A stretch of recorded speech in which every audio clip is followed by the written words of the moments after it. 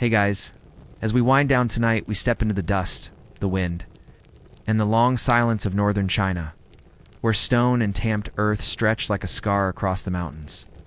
You are standing, perhaps unwisely, on a scaffold made of branches tied together with questionable string, balancing a basket of rocks on your back and wondering if your fingers will ever be warm again.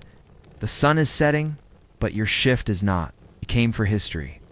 What you get? It's back pain, dry rice, and the sound of a foreman yelling at someone who just fell off the wall. Forget the epic legends and scenic postcards.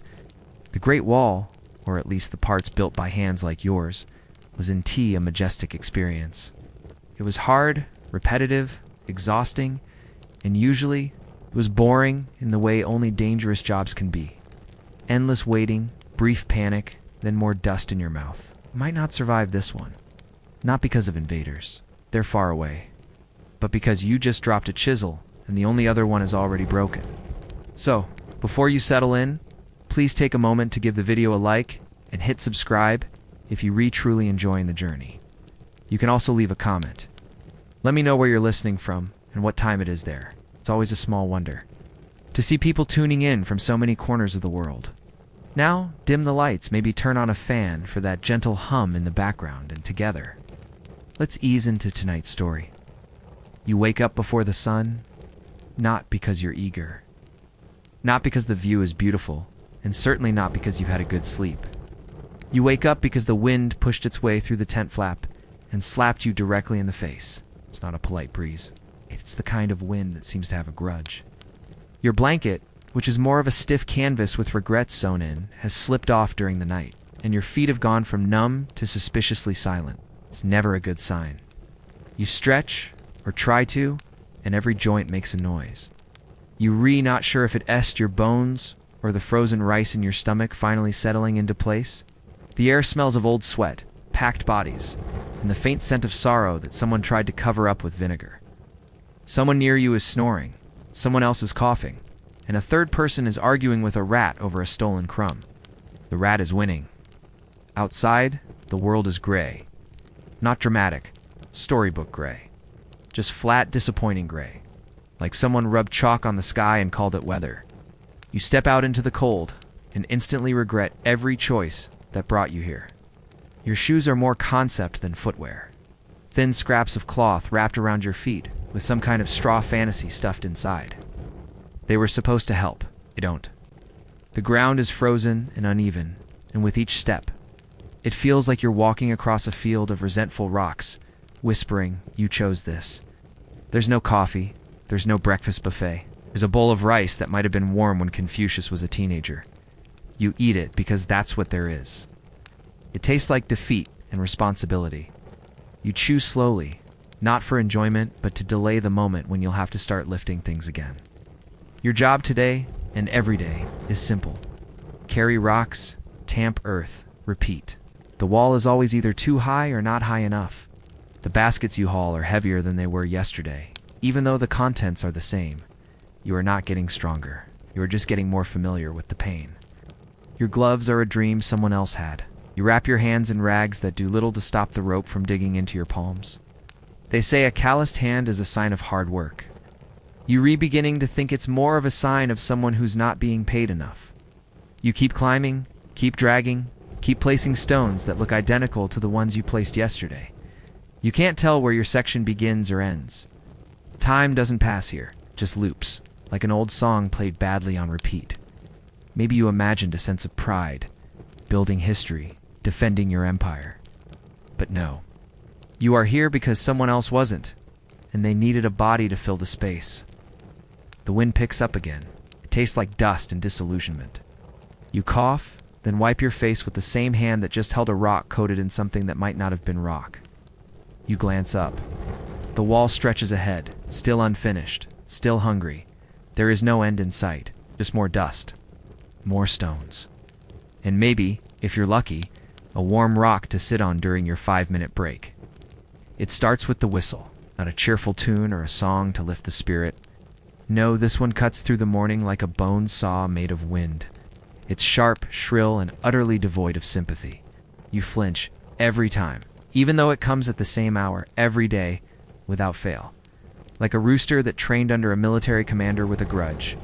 The man who blows it wears a thick coat, probably stolen from someone more important, and a permanent scowl that suggests he once smiled and didn't care for the experience.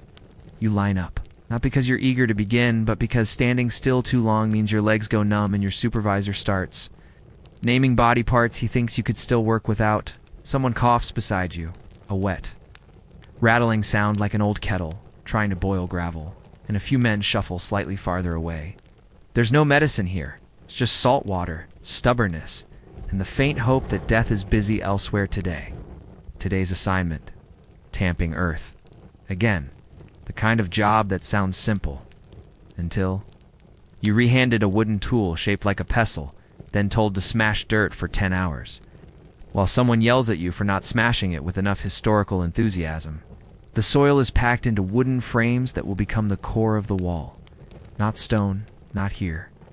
Stone is for the parts of the wall emperors like to walk on and point at during parades. Out here, it's dirt, dust, and whatever you can dig up without anyone noticing you buried something under it that used to breathe. The wind doesn't stop, pulls at your sleeves like a needy child, and works its way into your ears with whispery fingers made of ice. You breathe through your mouth because your nose has decided to stop cooperating. The dust sticks to your teeth, your lips crack. Someone tries to hum a tune to lighten the mood and is immediately told to stop before morale becomes a problem. Lunch is promised. It's not lunch the way you think of it. It's hot water if there's any firewood left. And a scoop of rice with what might be pickled radish, or might be something that used to be near a radish once, in spirit. You eat fast, not because it tastes good, but because if you don't, the man next to you will. Everyone eats like wolves. Hunched, suspicious, half hopeful the bite will be warm, half resigned that it won't be food at all. Then it's back to the wall. The tamping continues. The dirt doesn't care. Your arms ache, your feet sting, and your brain starts playing games, like counting how many times the supervisor says the word faster in a single hour. The record so far is 37. You will beat it today. You'll feel it. No one talks much. The wall absorbs conversation the same way it absorbs sweat, quietly with a hunger that makes you think it's not just the land being fed. You tamp. You tamp some more. And when you think maybe the whistle will blow again, maybe it's close to nightfall, it turns out to be someone coughing behind you again. You don't look. You keep tamping, because the wall isn't finished, and neither are you. Yet, there's a rumor. It spreads every few days, always from someone whose face you half know. A guy from the stone team. Maybe, or one of the dirt haulers, who always smells faintly of smoke and regret. The rumor goes like this. There's a new outpost, just a few hills away, where the workers get soup, not hot soup. No one's dreams are that extravagant, but warm soup. The kind where your breath doesn't freeze when you slurp it, and you might find an actual vegetable chunk the size of a fingernail. You don't believe it, you want to. But you know better. Last week, someone said there was a guy handing out gloves. The only glove you saw was the one someone fashioned from an old rice sack and wrapped around. His hand like a crumbling mitten of false hope. Break time arrives, eventually. Not when you feel ready, but when the man with the stick decides your fatigue is becoming inefficient. You don't sit.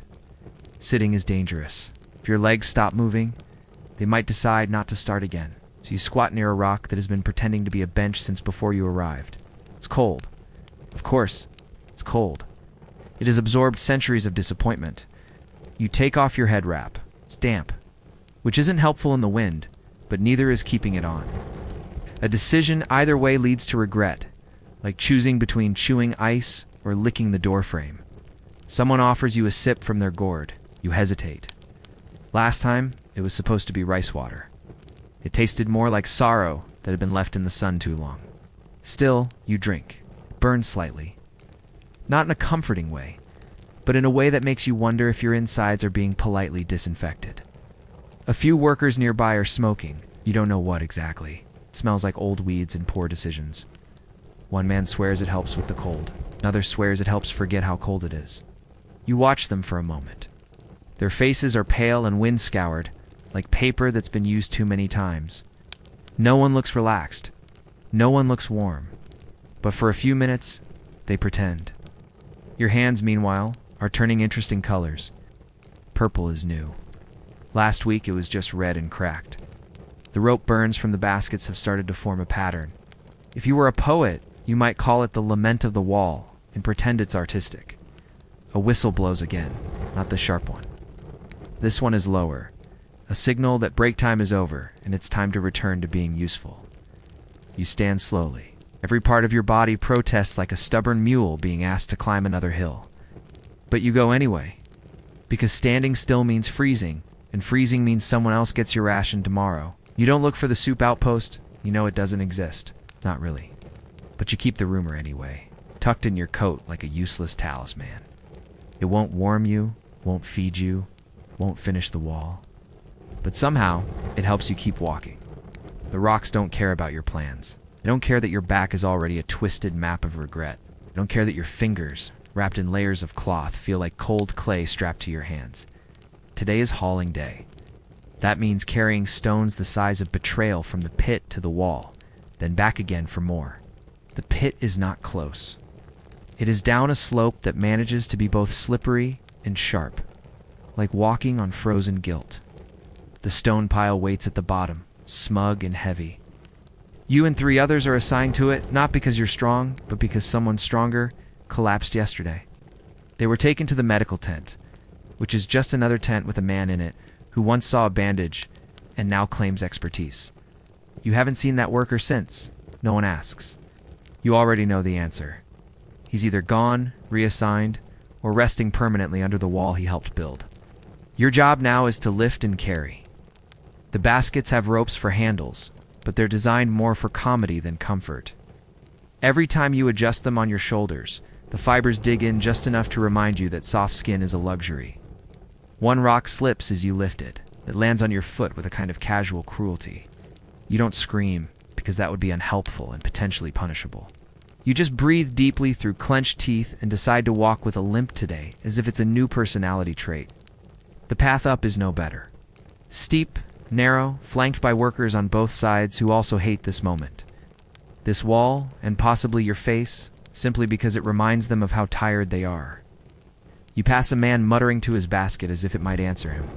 Another has stopped entirely and is staring at a crack in the earth like it might swallow him if he asks nicely. You keep moving, not because you're strong, but because momentum is the last lie you still believe in.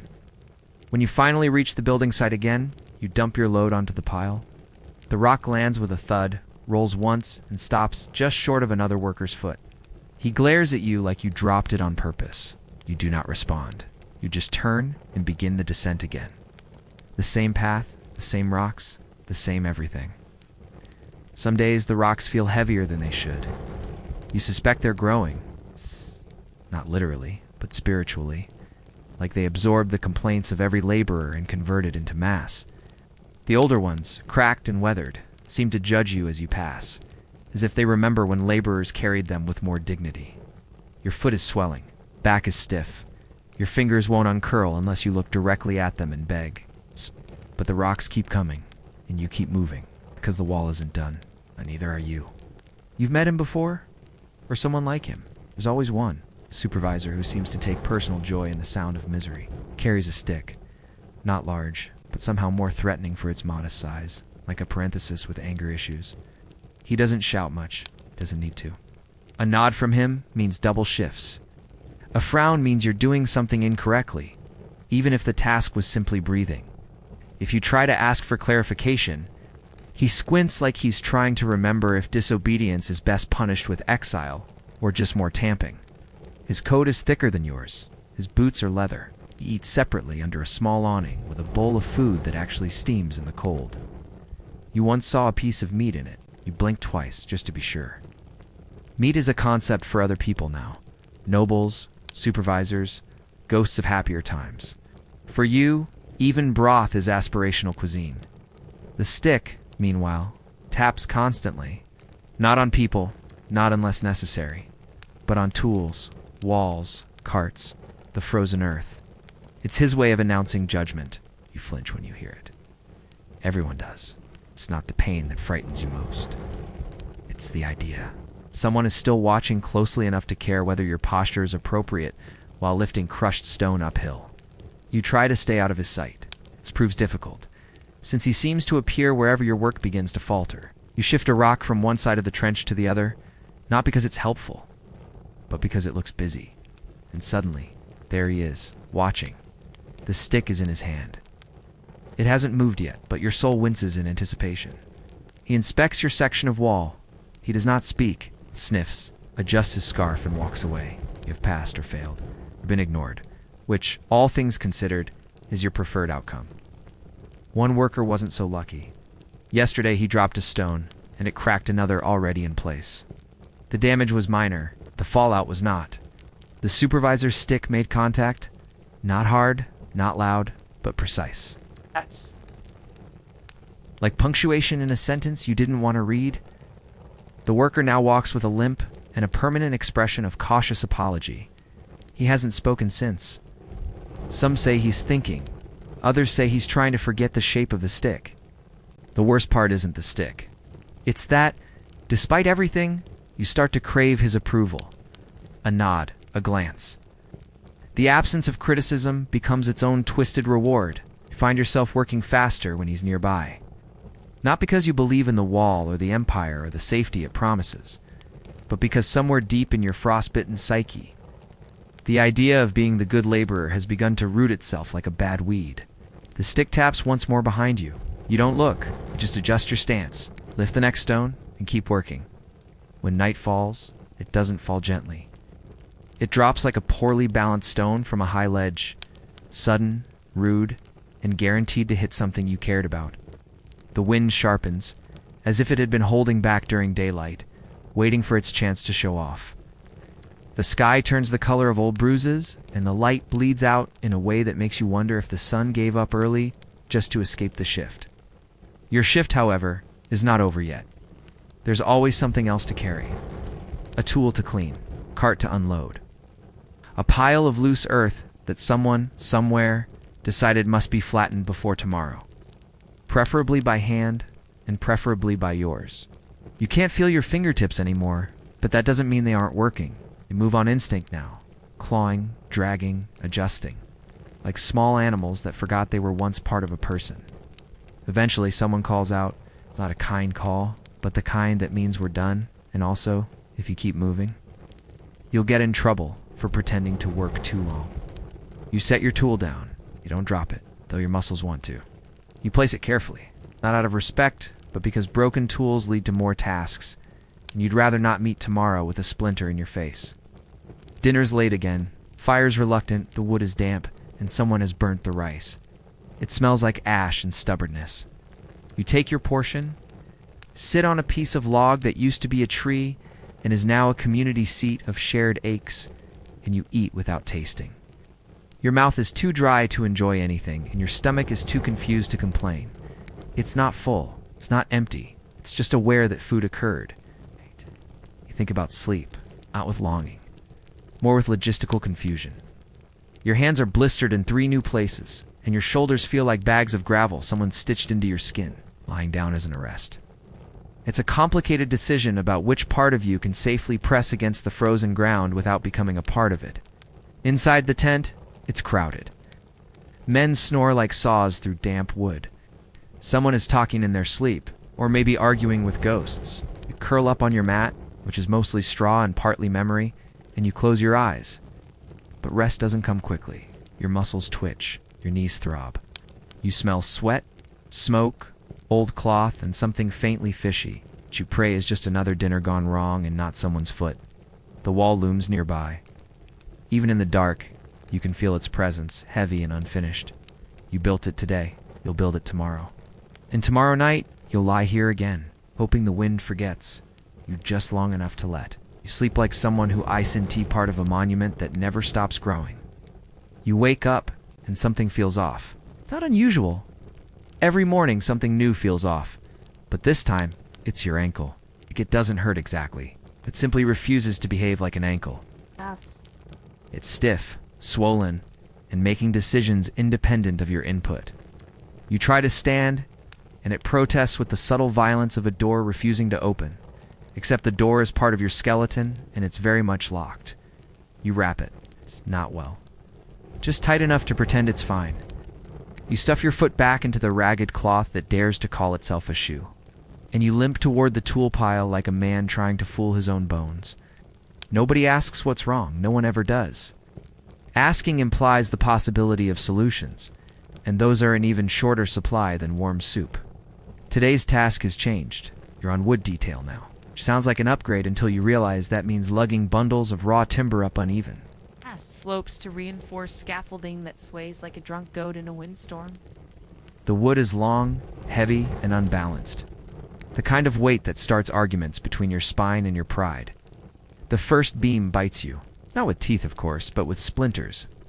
Dozens of them. Your palms look like they lost a polite duel with a hedgehog. You consider pulling them out. Then remember the last man who tried using a dirty blade, and ended up with a fever so high he thought the emperor visited him in a dream. He died 3 days later, still arguing with a cloud. You press on. The wood must be lifted, balanced, dragged. You cradle it against your chest like a very rude baby that leaks sap and occasionally smacks you in the face. Your ankle throbs. Your shoulders burn. A gust of wind nearly topples you, and for a moment you think, just for a moment, that falling wouldn't be so bad. Maybe someone would carry you. Maybe you'd get a blanket. Maybe if the injury looked dramatic enough, they'd give you hot water with actual flavor in it. But you don't fall. The wood shifts. You wobble. And then you catch yourself in that inelegant, full-body flail that leaves your pride somewhere in the dirt. A few other workers glance over. No one laughs. No one offers help. This place is where camaraderie goes to die quietly, while everyone pretends not to notice. Back at the base, someone has cut their hand. Deep, red, unmistakable. You would think that earns a break. It doesn't. He's told to wrap it in ash and keep working. Blood here is just another complaint the wall will swallow and forget. You nod at him as he passes. He nods back.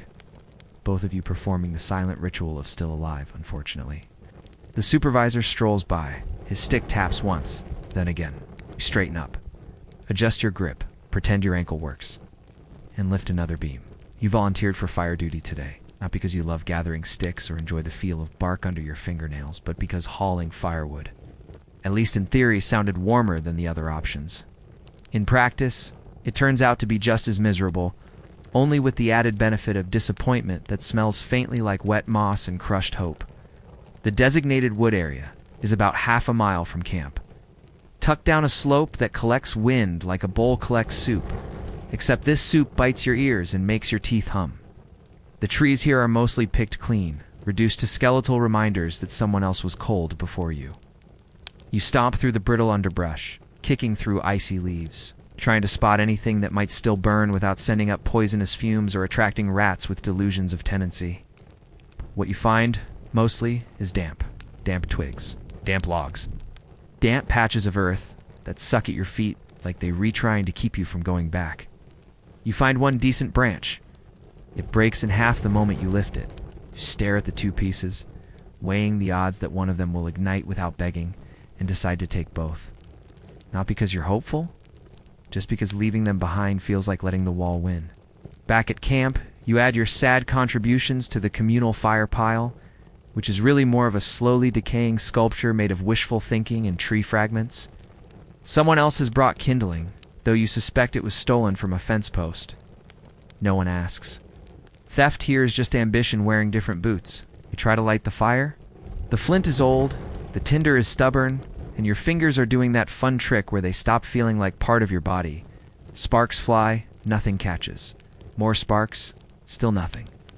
A breeze sneaks in, scattering your tiny hopes across the ash like confetti at a funeral.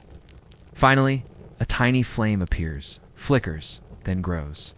You nearly cry, but your eyes are too dry, or maybe too proud. Everyone crowds in. No one thanks you. You just sit close, like moths with back pain, hunched and silent, soaking in the meager heat as if it could undo the last 8 hours of cold bruises and humiliation. It can't, of course, but it pretends to. And that's enough. And someone ruins it. They start talking about spring, about how the winds will soften, how the earth will thaw, how the superiors might give a day off for some local holiday no one remembers. You listen. You want to believe. But spring, in your experience, is just winter wearing less makeup. It's a different shade of suffering. A warmer breeze that carries the same tired promises. The fire crackles.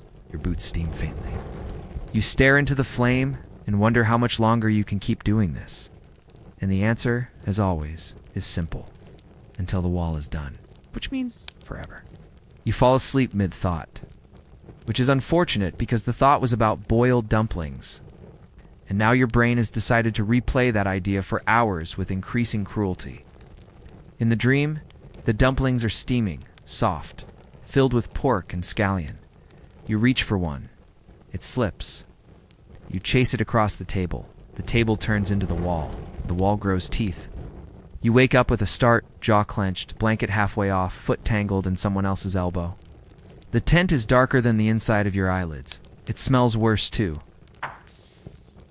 Old sweat, wet wool, a vague but persistent fishiness, and the distinct scent of despair that has been reheated too many times. Someone is snoring with commitment, another mumbling in a language you don't recognize. Or maybe it's just curses shuffled into syllables. Your shoulder is gone numb again, but you don't adjust. You know better. Movement invites conversation, and conversation invites awareness, and awareness reminds you that morning is coming. Or maybe it isn't. Maybe it's just more dark. Sometimes you think dawn forgets this part of the wall exists. You try to remember how many days it's been since you saw the sun. Really saw it. Not just squinted at a dull orange smudge between clouds. You give up around day 8, or was it 9? Counting feels dangerous. Numbers make things real. Real things hurt. You shift slightly. Straw crinkles. Someone groans. The flap at the tent's edge whispers with wind that seems to have graduated from being merely cold to actively vengeful. You curl up tighter, knees to chest, fingers tucked under your armpits for warmth, and you try to think of something good. Not big good. It's just small good, like clean socks. Or bread that doesn't taste like salt and apathy. Your mind offers a memory. It's not helpful. A girl from home laughing. You try to push her out of your thoughts, not because you don't care, because it hurts to remember softness in a place where even kindness would freeze before it reached your skin.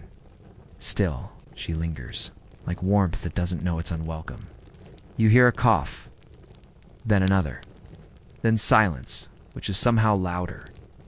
The fire's gone out. The cold presses in like a blanket made of disapproval. Someone tries to shift and fails. Someone else whispers, "Tomorrow," with the kind of voice that knows tomorrow is a myth, but still feels the need to say it aloud. You close your eyes again, not because you think sleep will come, but because eyes closed feels closer to peace than anything else. Your breath fogs in the air. The straw pokes your cheek. The wall waits outside, large, unblinking, and unfinished. And so do you. You wake with the taste of dirt in your mouth. Not metaphorical dirt. Actual, gritty, sand, between your teeth kind of dirt. Courtesy of the wind sneaking through the seams of the tent during the night and politely seasoning your dreams. You spit once, twice. Nothing improves. Your tongue feels like it's wearing a coat made of gravel. Someone nearby is already awake, judging by the sound of coughing that doubles as a morning greeting and a weather report. Cold again. Still you stretch, or something close to it, and your joints offer a small symphony of betrayal. Knees crack. Paps. Shoulder clicks like a rusty hinge on a forgotten gate. You consider lying back down, but you know that's not an option. Not unless you want the supervisor's stick to make a personal appearance. Again, outside, the wall waits. It doesn't call to you. It doesn't glow with purpose. It just looms, like a large, dull obligation that doesn't care if you exist, only that you carry more stones. Lace your wrappings around your feet, tie them tight, then retie them again. Not because it helps, but because pretending they offer support is better than acknowledging they don't. One of them smells vaguely of mildew and failed ambition. The foreman calls roll. He doesn't use names, just numbers. You forgot yours weeks ago, but your neighbor elbows you when it's time to grunt. You do. It counts. The line begins to move. You follow it. Not because you want to. Not because it leads anywhere meaningful. Just because standing still in this place is how you disappear. Back on the scaffolds, you pick up your basket. It's heavier than yesterday, or maybe your arms are weaker. Or maybe the wall has started demanding more. Like it senses your weariness, and feeds off it. The ropes dig into your palms. The stones rattle. You lift. You walk. You repeat again. Again someone slips. Muffled shout. The thud of a body hitting the slope below. No one stops. You don't even look. The wall's like that. It teaches you to keep your eyes forward, your mouth shut, your feet moving. Even if one of them is currently held together by faith, fabric, and a poorly chosen knot. By midday, the sun makes a brief appearance. It doesn't warm you. Not really. It just sits above, watching like a passive supervisor with no stick, offering no comfort, only the illusion of care. You squint up at it. It squints back. Then clouds return, and everything feels like it did before. Dull, gray, repetitive. You wonder, not for the first time, if the wall will ever be done. If someday someone will stand on this stretch and admire it, they'll know what it cost? Probably not. They'll take pictures. They'll read plaques. They'll nod wisely. But they won't know about the hunger, the cold, the crushed toes, the endless whisper of stone on skin. And they'll never say your name, because the wall was never yours. But somehow, you've always belonged to it. The day you leave isn't dramatic. There's no storm. There's no lightning cracking across the sky to mark your departure. It's just a pale morning sun that can't decide if it wants to rise or sleep in. The dirt path in front of you is hard, dry, and mostly empty, except for the faint indentations left by carts that rolled this way weeks ago, or possibly months. You don't ask permission to go. There's no one to ask. It's just a supervisor too busy yelling about missing tools to notice one more body slipping away. You walk fast at first, not out of confidence, but because if you don't move quickly, your own hesitation might catch up and pull you back by the collar. Each step feels like both rebellion and apology. Your legs ache before you've cleared the edge of camp, but you don't slow down. The wall fades behind you, though it doesn't really. You still feel it. In your shoulders, in your spine, in the small twitching in your hands every time you pass a pile of rocks. The road isn't marked, not with signs, not with milestones. Just bends, dust, and the occasional tree that looks more like it's sulking than growing. The air smells like dry grass, and the faint leftover scent of other men who took this road and didn't make it. You imagine their feet in the same prints. You hope your prints go farther. You pass a ruined watchtower. It leans slightly, like it's tired of watching. The door is gone. The steps inside have collapsed. Consider resting there, but the silence feels heavy, like it knows too many secrets and is too eager to share them. You keep walking. There's no food in your pocket. It's just a crust of hard bread that doubles as a weapon if needed. It tastes like wall dust and bad memories, but you chew it anyway. Hunger is patient. It doesn't shout. It just waits in your stomach, folding its arms, tapping its foot.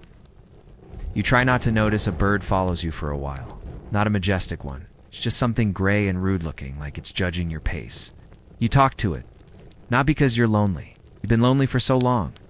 It's become part of your walking rhythm. Speak because silence, stretched too thin, snaps. And the snap is worse than your voice cracking mid-sentence. By midday, your legs have stopped making requests and now deliver only complaints. You find a flat rock to sit on.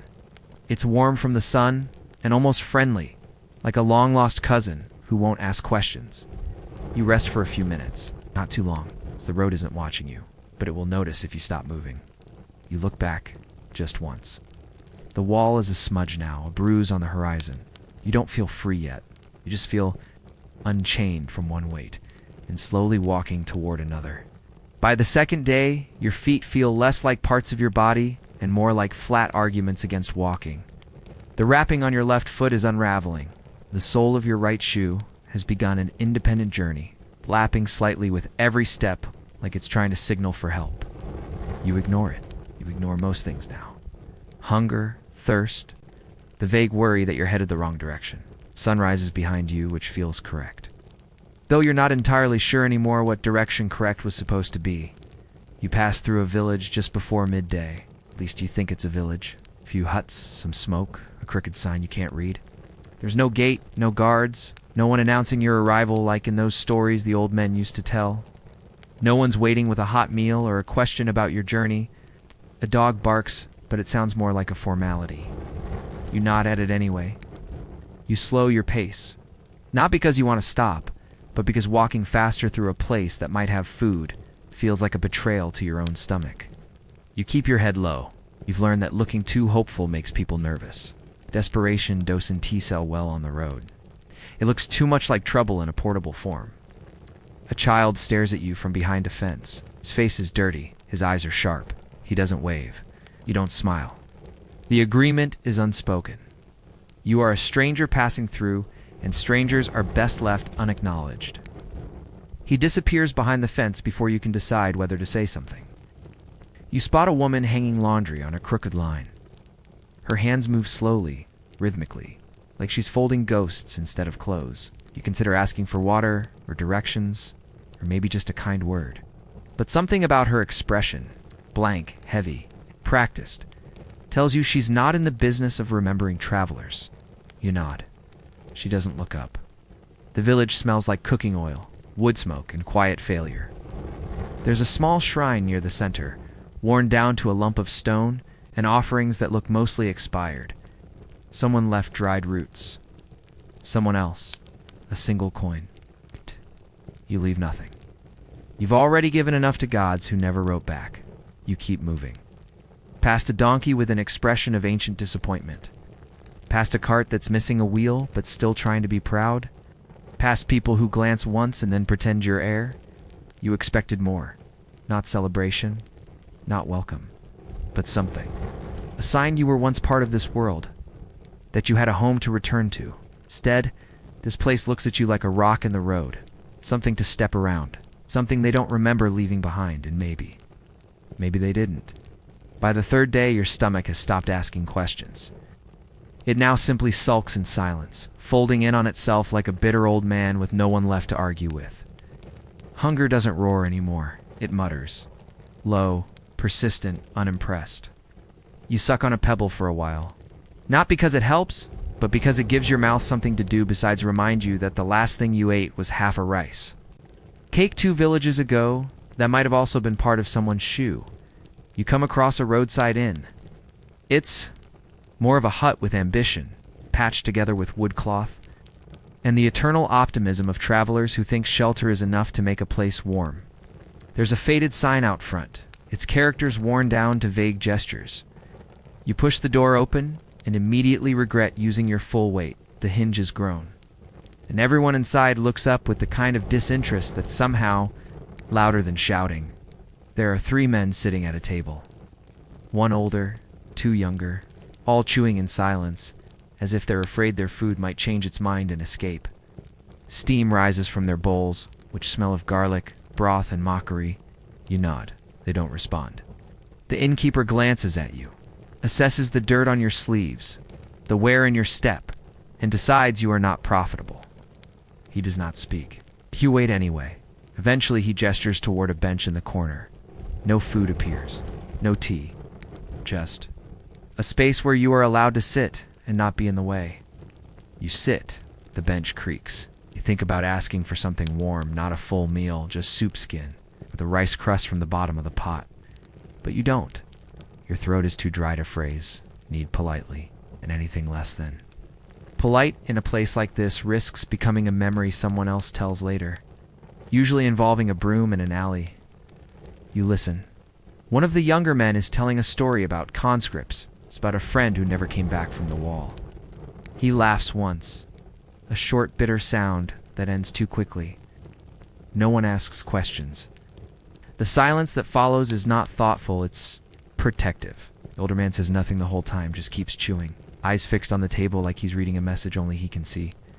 You realize as you sit there that you are both guest and ghost, seen but not included, allowed. To exist, but only in the corner of the room, like a shadow someone's gotten used to ignoring. Eventually, you stand. No one stops you. You walk out into the cold again, pebbles still in your pocket, stomach still silent. You're not sure what hurts more, being hungry, or being invisible in a place you once hoped would feel like home. Asterisk, asterisk by. The 5th day, your shadow has shrunk. Flickers, wavers, disappears at times. Not because of the clouds, but because you're moving slower now, and the sun has grown tired of following you. Your limbs don't ache anymore. They hum low and steady, like an old wheel that spins because it forgot how to stop. You've stopped counting your steps. You've stopped counting anything. Numbers start to feel like lies once you reach the point where even one more seems too many. You know this road. It not from memory, exactly, but from something deeper. Like the way hands remember how to tie knots even when the mind forgets the name of rope. You pass a crooked tree you once dared a cousin to climb. Stone bridge that held your weight long before your shoulders ever carried more than firewood. The hill ahead leads toward what used to be your village, and then you see it. The roof. The one with the lopsided tiles your uncle refused to fix, because if heaven wants in, it'll find a way. The smoke rising from the chimney curls like a familiar thought. Your heart lifts, or tries to, like an old bird testing whether its wings still work after a long sleep. You pick up your pace. A little. Your legs don't celebrate the decision, but they obey. You step around the final bend, and there it is. The yard. The gate. It's a tree stump that once held a pot of bitter herbs and 2 cracked cups. But the door is painted differently now. A brighter color. Fresh. Too fresh. The windows have shutters. Someone cared enough to fix them. You smell? Soup again. Real soup this time. Not imagined. The kind that simmers with confidence and seasoning. You hear laughter. A child runs past the open doorway, barefoot and fast, shrieking in the way only the safe do. Ah! A woman calls after him, not your mother's. Voice, not your sister's. Another voice replies from inside, deep and kind. A man's voice, strong, at home. You don't move. You're standing in the road, shoes torn, face wind-burned, hands stained with work no one will thank you for. You watch this home, your home, or what used to be your home, and realize it's no longer waiting for you. It filled the silence. It moved forward. It painted the door and found new laughter. It didn't pause to wonder where you were, or if you were coming back. You turned before they see you. Or maybe they already did, and simply decided not to speak. You don't blame them. You walk away, slowly, quietly, one step, then another. You don't cry, but your shadow trailing just behind you flickers like it might. Asterisk, asterisk, you keep walking. Not toward anything now, just away. Away from a house with warm light and unfamiliar laughter. Away from soup you'll never taste, and a door that used to creak when you opened it. The wind is behind you now, but it doesn't feel like support. It feels like encouragement from someone who wants you gone, but is too polite to say it aloud. The road bends. It always bends. Never a straight path. You wonder, faintly, if life was ever straight, or if you just believed it was, back when you were young enough to think that walls got built and homes stayed waiting. Your stomach growls again, not demanding, just checking in, like a quiet friend you've disappointed but who still shows up. You pass another field. It's fallow now, brown, brittle, forgotten. A scarecrow leans at the edge, slumped like a monk who lost faith mid-prayer. Its hat has blown off. Its arms are lopsided. You relate deeply. You nod at it like an equal. A stream appears next to the road, shallow, clear, cold. You crouch beside it and drink with cupped hands. The water tastes like stone and rain and something older than cities. It is briefly enough. You splash some on your face, and your reflection stares back, confused. This is not the face that left. Someone older, thinner, grayer. A face with dust where pride used to be. You blink. The face does not apologize. As the sun dips lower, you come upon a man with a cart. It's filled with turnips and straw. He nods. You nod. He asks nothing. You ask nothing. He offers a turnip. You accept it. It is raw, dense, stubborn. You chew, slowly, gratefully. He asks if you're headed anywhere. You say not really. He nods again, as if that's the most understandable thing he's heard all day. He says nothing else. She climbs back onto the cart and moves on. You sit on a rock and finish the turnip. It fights back, but you win. Somewhere nearby, a bird sings without conviction. The sky has gone the color of old parchment, fading around the edges. You look at the road stretching forward, winding past dry grass and small trees with ambitions of shade. It doesn't promise anything. It never did. There's no plan now, no home, no wall, No clear reason to keep moving, and no good reason to stop. The road doesn't ask what you've lost, doesn't care where you've been, just stretches on as if to say, you're still here, and that's enough. You stand, not because you're ready, but because you're still upright. You adjust your pack lighter now, both physically and otherwise, and you walk. The road curves again, and you follow it. The turnip still sitting solidly in your gut, like a reminder that today at least, you ate. Night comes too early. You aren't ready, but the sky is, and it drops its curtain without waiting for your approval. The stars are late, the moon undecided, and the cold wastes no time. You're debating whether to keep walking or sleep in. The ditch when you see a crooked sign swinging from a post shaped like a question mark. No characters on the wood, just scratches, possibly letters, possibly claw marks. You take it as a welcome. The inn is less a building and more a collection of compromises. One side leans into the wind. The other leans away from responsibility. Step inside and immediately inhale a scent that might be stew or might be wet. Dog, either way, it's warm. It counts for more than truth right now. A woman at the hearth glances up. She doesn't smile. But she doesn't frown either, which by current standards makes her the most welcoming person you've seen in weeks.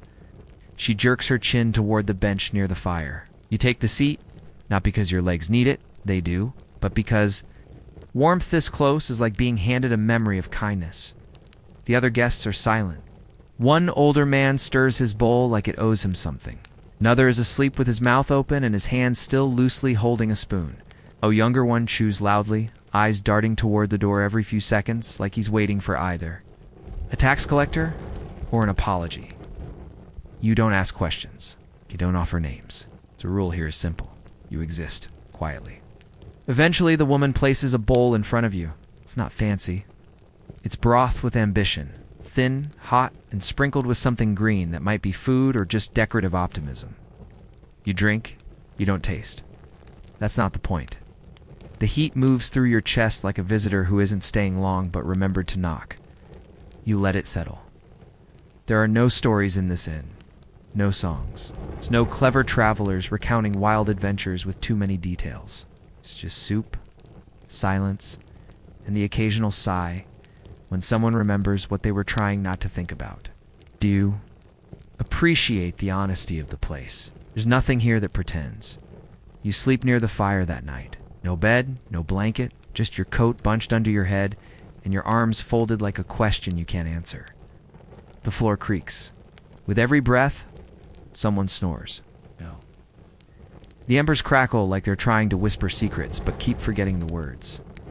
You don't dream. Not really. Just flickers of walls and stones and footsteps behind you that might be your own. You wake once not knowing why, and stare at the ceiling for a long time. Then you turn, curl tighter, and wait for morning to do what it always does. Show up late and forget to bring anything useful. Asterisk, asterisk, you leave the inn before the sun decides to rise. The air outside is the kind that makes your teeth feel like glass, sharp, brittle, and ready to betray you. Your breath clouds immediately, then disappears, like even the warmth from your lungs isn't interested in staying. You glance back at the crooked door, half hoping someone will call out. Say something, offer you a name, a reason, or at least the kind of nod that means you're part of the furniture now, but the door stays shut. The smoke curls up from the roof in its usual bored spiral. You move on. The road feels different today. It crunches under your feet with more intent, as if it has grown suspicious of you. The pebbles dig harder. The wind circles slower. Your left boot, the one that's been threatening retirement for 3 days, finally gives up. It tears at the seam, flapping wide open like a mouth that's run out of patience. Curse, quietly. The boot does not respond. You hobble toward a cluster of trees and sit down on a fallen log that creaks under your weight like it's been saving that groan for someone deserving. You peel off the broken boot and stare at it. It stares back. You're not sure whether to mourn it or be grateful it lasted this long. You reach into your sack, hoping for a miracle. What you find is a rag, a dry root, and an old nail you forgot you had. None of these are footwear. Then you spotted a boot. It's just one, resting on the edge of the woods like it wandered away from a better life. It's worn but whole, and its laces dangle like they're waving hello. You hesitate. Things left alone in the woods don't usually come without a story. But then again, neither do you. You limp over and pick it up. It smells like mildew, leather, and something faintly herbal. Not pleasant, but not hostile. You fit it on. It's tight, but manageable. You say thank you, softly, to whoever lost it, or left it, or offered it. You don't ask for details. Back on the road. The new old boot makes your step uneven, but at least you're walking again. You make a mental note to stop hoping for pairs. One of everything seems to be your life now. One bowl, one coat, one name no one uses, and now one good shoe. The road doesn't mind. It stretches ahead, still disinterested, still refusing to offer signs or certainty. You follow it anyway, because that's what you do. You walk, you adjust, you limp, continue. And somewhere far behind you, the boot you left behind begins to fill with wind. Asterisk, asterisk, it's market day in the next town, which you realize not because of signs or announcements, but because the road suddenly becomes louder. Voices rise ahead, not angry, not joyful, just busy, the kind of noise that implies vegetables are being misrepresented and fish are being insulted. You follow the sound until the buildings appear, stacked too close together, like friends forced into a group photo with no personal space. The town itself is awake in a way you haven't been in weeks. Color spills from stall cloths, faded. Reds, bruised yellows, the kind of blue that always looks slightly surprised. The air smells like too many things at once. Fried oil, wet rope, bruised citrus, tired goats. It's overwhelming, not unpleasant, just loud in every sense. You slow your steps. Not because you want to browse, but because moving too quickly in a place like this is how people start asking questions. You don't have the right kind of answers. You drift toward a stall with roots and tubers, trying not to look like someone who's hoping for a handout. The vendor glances at you, then away. He sharpens a knife with more interest than he showed your face. A woman walks by balancing a basket on her head with the grace of someone who's never dropped anything in her life. Boy sells dried fish from a bucket that might also double. As a shoe bath when business is slow, Command tries to sell you a belt. You shake your head. He shrugs. Life moves on without you. You hear laughter near the spice cart. Two women argue gently over cinnamon. It's the kind of argument that ends in shared tea and mild gossip. You stand beside a pile of radishes. They're dusty and proud. You reach for one, pause, then pull your hand back. Not because you're noble, because you've been chased for less. And this town feels like the kind that chases efficiently. A beggar sits near the well, hand out, mouth closed. He doesn't ask for anything, just waits, like he's placed a bet on the generosity of the universe and knows better than to check if he's losing. You drop a coin into his hand, not because you have enough to spare. You don't, but because you want the universe to remember you did something kind. Even if it never writes it down, you leave the market with nothing but fewer coins and the smell of nutmeg clinging faintly to your coat. No one stopped you. No one welcomed you. No one threw you out. You existed briefly in the flow of a town that never knew you were coming and will not notice you've gone. And somehow, that feels almost like belonging. You don't remember the road having a mountain. It's not a real one anyway. Maybe a hill? A couple of stubborn ridges? Slope that complained under your steps. But this is a mountain. It's not enormous, not snow-capped and majestic like the stories pretend, but steep enough that your knees begin writing letters of protest before you even touch the incline. You stop and stare at it for a long time. The mountain stares back, entirely unmoved by your opinion. There's no way around. The road goes up. Not in a poetic sense. Not in a way that suggests spiritual growth or personal discovery. Just like someone looked at the landscape and said, let's ruin their afternoon. The first few steps aren't so bad. The ground is dry, the rocks manageable, the wind indifferent. But then the trail narrows. Then the rocks become bolder, more aggressive in their shape. Then the incline tilts in that quiet, disrespectful way, not enough to make you fall, just enough to remind you that gravity is a petty, persistent force with a strong opinion about your travel plans. You pass a tree growing sideways, branches bent, like it's tired of explaining itself. There's a small shrine tucked beneath it, nothing grand. I'm just stones stacked with intention and a few wilted offerings someone left behind. A chicken feather, a coin, a folded note damp with unread words. You nod to it. You whisper something. You don't know what. It feels polite. Halfway up, your legs start shaking. Not dramatically, just enough to remind you they weren't designed for unpaid climbing exercises. You sit on a flat rock that pretends to be a bench. Your breath hitches in a rhythm that can't. Decide if it wants to be gasping or sobbing. You drink the last of your water. It's lukewarm and tastes faintly like old leather, but it still counts as a kindness. The view below is not beautiful.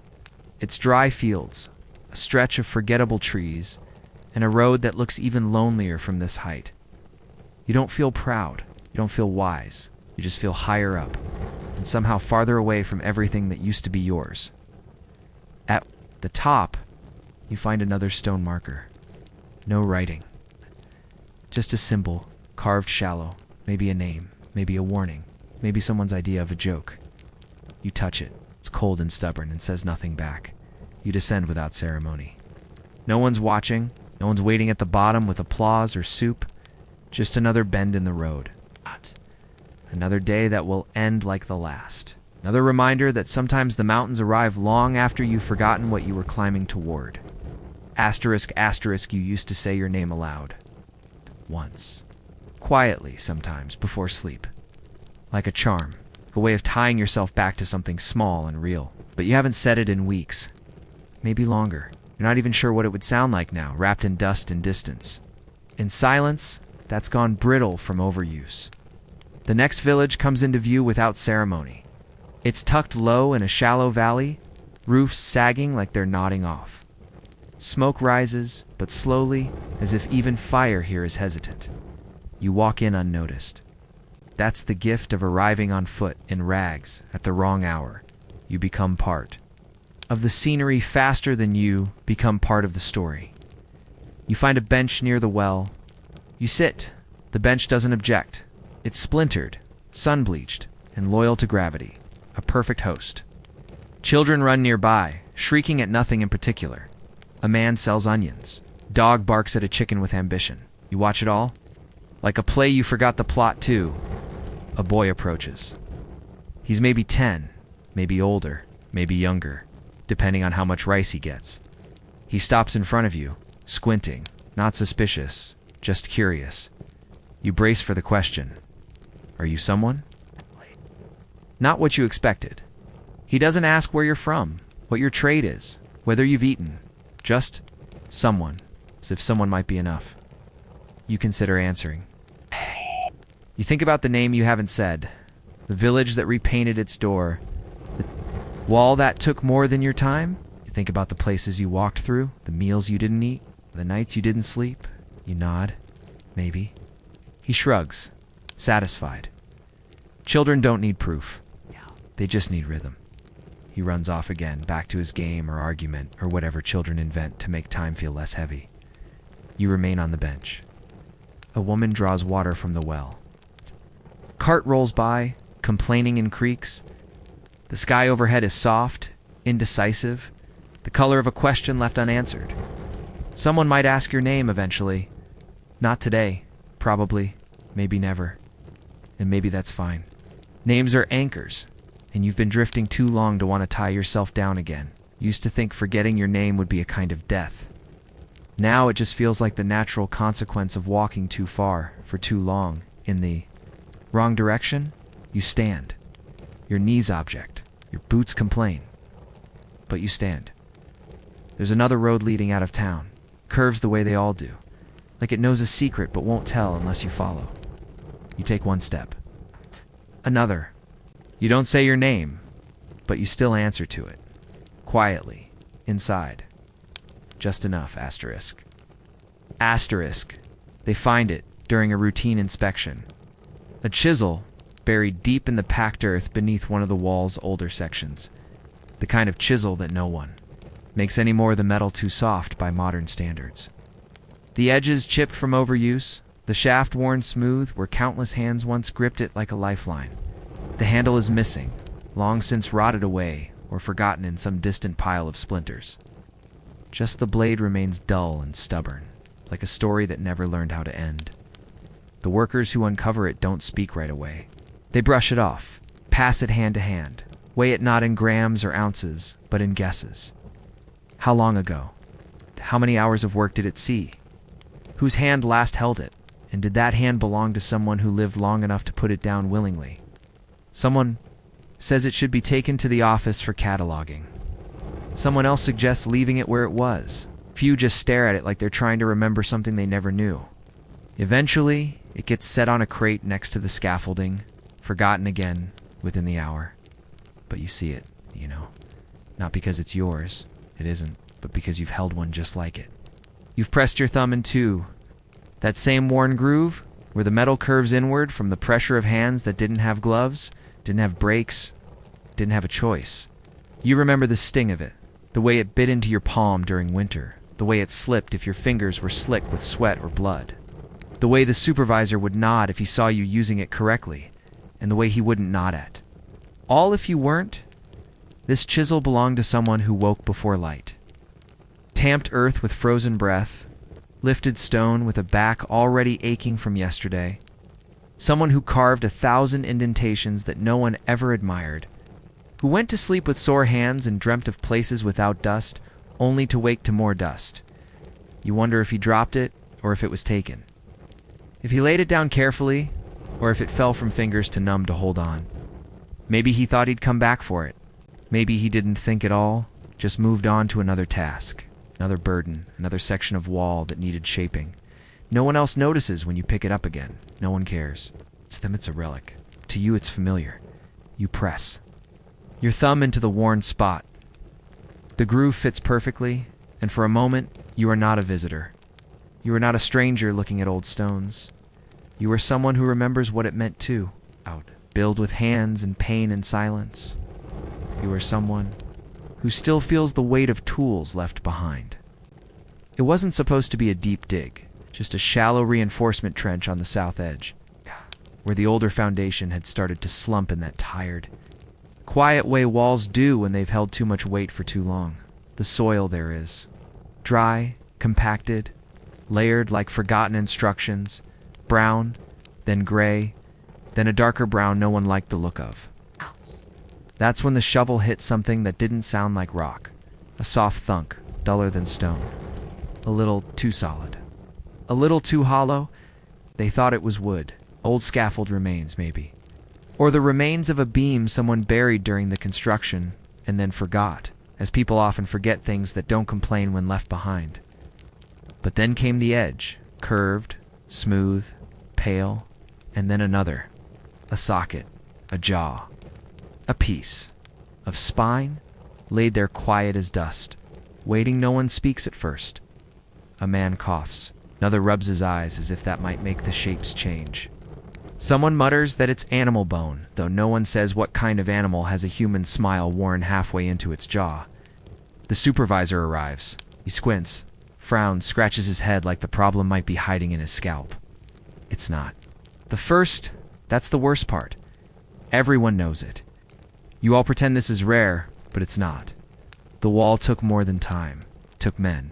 Took them in pieces and sometimes whole. Folded into the soil like ingredients in a bitter stew. No one wanted to eat, but everyone had to serve. No one reports it. Not officially. A cloth is brought. The bones are gathered. A shallow hole is dug beside the trench. Respectful enough to feel proper. Shallow enough to forget. A few stones on top. No words, no name, no incense, just a nod. Then more. Digging. You walk past it later. You don't stop. But your eyes do. And you remember. He was young, maybe. Or maybe not. Age disappears fast out here. You wonder if he fell or was pushed, or simply dropped from the edge when the boards gave out. And no one had time to notice. Maybe he was buried on purpose. Maybe not as punishment. Maybe just to keep the wall from swallowing him in parts. Maybe someone who cared gave him a moment. A shovelful of quiet. It wasn't enough. But it happened. You feel the air cool as you pass the spot. The trench is filled in. The dirt smoothed over. No markers, no warnings. Just another length of earth pretending nothing ever happened beneath it. And you wonder how many more are beneath your feet. Not just bones, but names, jokes, bad songs. Arguments never finished. Fingers that once held chisels, you walk on. Wall rises beside you, silent, heavy, complicit. Asterisk, asterisk, it's found in a pile of collapsed stone, beneath what used to be a corner post, the kind that once supported something important, but no one remembers what. Maybe a guard tower, maybe a gate.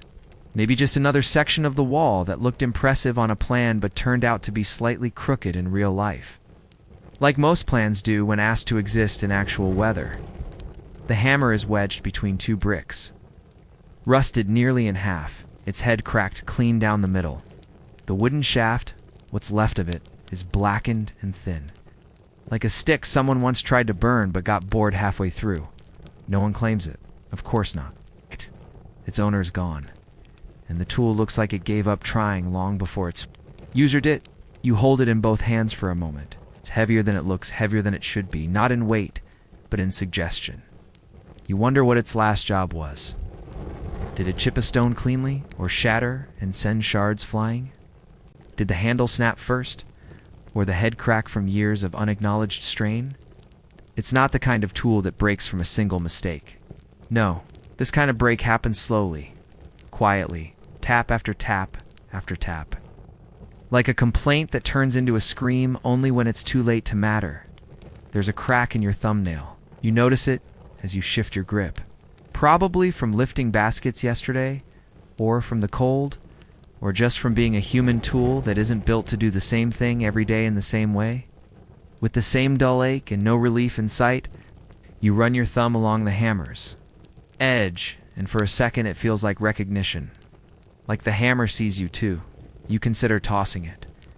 There's a pit nearby, filled with other fragments, warped nails, bent trowels, a wheelbarrow so twisted it looks like it tried to become modern art, but you don't toss it. Instead, you set it aside gently, not to use, just to remember.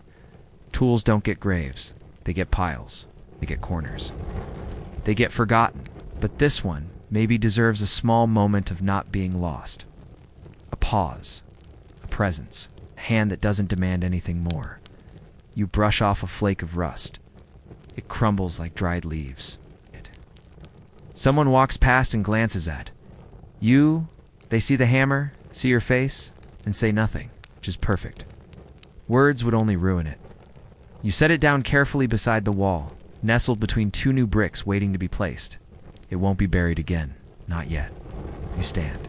You stretch. Your back complains. Your thumbnail aches, and the hammer broken, useless, irreplaceable, stays exactly where you left it, as if to say, yes. That was enough. Asterisk, asterisk, it turns up during a routine releveling effort, a casual phrase used to disguise the exhausting act of moving rocks from one place to another, then putting them back almost exactly where they started, but slightly less crooked. Someone shifts a slab. Not urgently, just curiously. A small glint of something shiny is peeking through the soil like it's been waiting for applause that never came.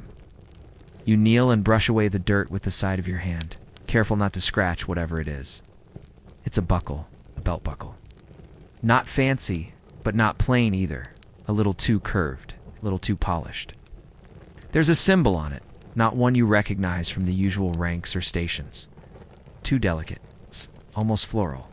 You lift it gently, as if it might still be warm from a body that isn't there anymore. No leather remains. Of course not. Leather has the courtesy to vanish after a few seasons, but the metal has held on, stubborn and gleaming in that tired way certain objects do, and they've decided fading isn't worth the trouble. Someone jokes that it must have belonged to a supervisor. You shake your head. No supervisor would wear something that clean. Too soft, too light, too personal. Supervisors wore utility. This was worn by someone who remembered who they were, or tried to. You turn it over, no name, no inscription, just the shape of pressure where fingers once tightened the strap. Someone wore this not as armor, but as identity. A little flourish in a world where flourishes didn't last long. Maybe it was a gift. Maybe it was stolen. Maybe it was both. A gift stolen from a moment that didn't have time to finish. The others lose interest quickly. The novelty fades. A buckle is just a buckle. It doesn't whistle. No. It doesn't bleed. It doesn't make demands. No. You keep holding it anyway, rolling it in your palm as if it might tell you something. But it doesn't. It just rests. Quietly, like it did for years beneath stone and silence. You think about who lost it. Maybe they were young. Maybe they dropped it while laughing or running or trying to climb over a pile of bricks that turned out to be less stable than anticipated. So maybe they took it off to fight or to sleep or to pretend, just for one evening, that they weren't a laborer anymore. Just a person with a nice buckle and a better story. You put it in your pocket, not to keep, just to hold for a little while longer, until it decides where it wants to go.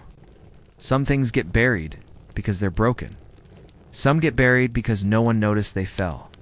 But this was lost by someone who still cared about small details. Someone who hadn't yet given up. And that, somehow, makes it heavier than any stone you've lifted today. You notice it when you're clearing a patch of gravel that used to be part of a cooking shelter, though now it's more of a suggestion than a structure. A few burnt stones in a rough circle. A chunk of something that might once have been a pot or a very determined turtle. And the spoon, or rather what remains of it, it's metal, thin, crooked, where the handle should have curved gently, now twisted like it was deliberately bent in frustration. You crouch down. The bowl of the spoon still holds a tiny divot of blackened earth, as if, despite everything, it's trying to serve one last meal that never arrived. You lift it with 2 fingers. It resists slightly, like even the dirt wasn't ready to let go. The others don't notice. They're hauling stones again, arguing over which pile was supposed to go where and whether slightly east meant 3 steps or 7. You turn the spoon over in your palm. It's lighter than it should be, the metal worn thin like paper that's been folded too many times. This wasn't a soldier's spoon. It wasn't standard issue. It's too personal, too stubborn, too sad. You don't know who it belonged to, but you can guess. Someone who cooked for others. Someone who stirred pots that never got deep enough. Someone who scraped the last layer of congealed porridge from the bottom of the same dented cauldron every single morning. Pretending not to notice when someone tried to eat more than their share. You imagine them crouched over the fire. Eyes half open, hand moving in slow circles through steam and memory. Maybe they bent the spoon themselves, on purpose. Maybe it was the final act of someone who was done pretending that every day was just like the one before it. A spoon doesn't break that way on accident. That curve has an opinion. You hold it up to the light such as it is, filtered through dust, through the lazy sway of the tarp overhead, through time. It doesn't gleam, but it catches the dullness in a meaningful way. Like a whisper you almost remember, but can't quite place. Someone calls your name. The one they use to make lists shorter. You answer, but you don't stand. Not yet. You place the spoon back where you found it. Not buried, not hidden. Just resting on the blackened stones like it always meant to be there. Let them find it again tomorrow. Let someone else wonder. Because today, you are tired. You are bent. For once, you'd like to be left where you are, without anyone trying to straighten you out. Asterisk, asterisk. It shouldn't matter. It's just a nail. Bent at the middle like it had second thoughts halfway through its job. You spot it glinting weakly from a pile of leftover stones and dirt. The way some things insist on being noticed even when they have no right to. Someone else might have tossed it aside already. Just scrap metal, worthless, no longer straight enough to serve. But you pause. You've seen nails like this before. You've bent them. Maybe not this one, but one almost exactly like it. Holding a beam that didn't want to be held under a foreman who didn't want excuses. With a hammer that swung like it was angry on your behalf, but didn't say so out loud. You remember? The way metal talks back when it doesn't want to be driven in. The way it warps against resistance. Curves just enough to mock your aim. This nail, though, it looks tired. It's not freshly bent, but slowly, repeatedly, the kind of where that comes. from being pulled out, straightened, reused, and pulled again, over and over. Bent once by force, then again by time, then again by the logic of scarcity that says nothing should be thrown away until it has truly begged for mercy. You crouch beside it, running your thumb over its crooked shape. It's rough in all the right. Places, the edges flaked slightly as if rust has been trying to eat it politely, but keeps getting interrupted. You try to picture the last thing it held together, a gate, a scaffold, cart that no longer rolled straight. Maybe it wasn't holding anything at all, just lying in someone's pouch, waiting for a moment that never came. The others are digging a little farther down now. No one's looking. You could pocket the nail, keep it not for use, but for memory. But something about it feels like it wouldn't want that. It looks content, almost lying among the ruin, bent but still here. Still whole in its own misaligned way. You set it gently on a nearby stone. Propped upright like a monument no one will visit, not because it needs worship, just recognition. A nail that failed at being straight, but succeeded at existing longer than anyone expected. You stare at it for a few seconds longer than necessary. Then you stand up, you walk on. You've met people like that nail, too many maybe, bent early, reused often, expected to hold more than they were designed for. Some of them held. There'd some. Didn't. Most were never thanked, and none of them asked to be pocketed either. Asterisk, asterisk, you're meant to be digging drainage channels. Nothing complicated. It's just a shallow cut through compacted soil that pretends it's softer than it is, until your shovel gets involved. The ground here is older, layered with the leftovers of every mistake made. Before someone decided this section of the wall should be slightly longer, slightly straighter, slightly more permanent than it had any right to be, your blade hits something. Round, not stone, not bone. Something with a curve and just enough resistance to argue. It's a handle, just the handle. Iron thick and still arched in the perfect semicircle that suggests a bucket used to be attached one with a job. A purpose. A daily repetition that never got recorded because it was never considered worth remembering. There's no wood left. Only the ghost of where it once was. The metal is rusted deep, but not soft. Run your fingers over it. It doesn't flinch. Whoever carried this wasn't doing it once or twice. This wasn't the ceremonial bucket brought out for display. This was the kind that saw everything. Carried dirt maybe, carried sand, carried water that spilled half out before reaching its destination, and no one ever bothered to refill it because the goal was never perfection, just movement. You imagine the hands that gripped this handle. Cracked knuckles, calloused palms, fingers clenched not out of determination, but because the bucket weighed more when it was full, and no one ever cared whether you were tired. You wonder how many times it was dropped, or slammed, or left standing by the fire while someone wiped their forehead and didn't realize they were about to be called away forever. It's bent on one side. Not broken. It's just enough to lean. As if the handle developed a habit of shrugging in protest.